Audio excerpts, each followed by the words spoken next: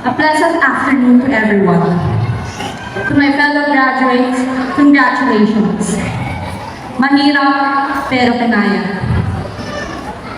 Mahirap mag-aral, but as I stand here today, I can't help but feel very proud of how far we've come.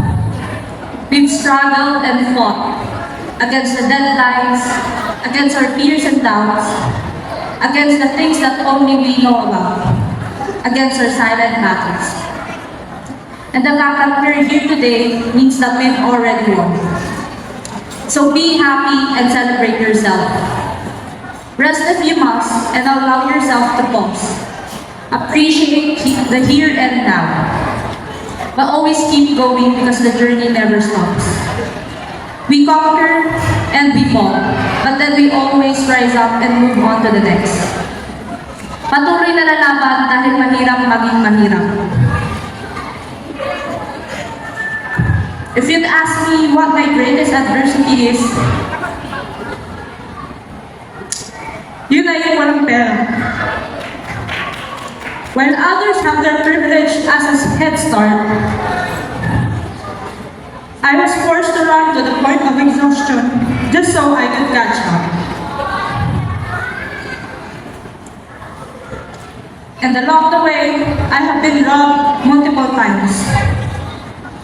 I tried to fight, but I guess everything's silent when money speaks.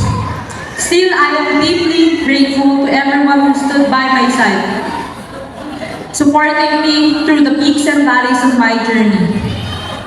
Ma, Pa, you were the first to believe in me, and you never once stopped in supporting me.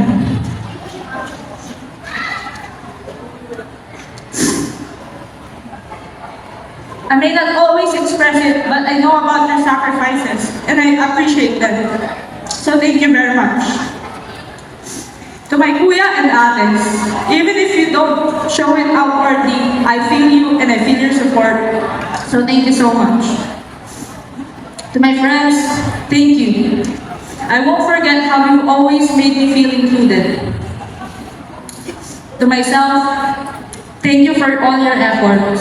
You did everything you could, and now the only thing that's left to do is to let go and let God. Above all, I thank God. I thank you for everything I have. Life's hard, but God, you have always been so good to us. Kaya kahit mahirap, kinakaya. I am Mitch B. Anthony Norzagay Espino, full of fear for the unknown, but ready to take on new challenges in hopes of learning, growing, and becoming the best version of myself. Mahirap pero kakayanin. Once again, congratulations batch 2023 to 2024. To God be all the glory.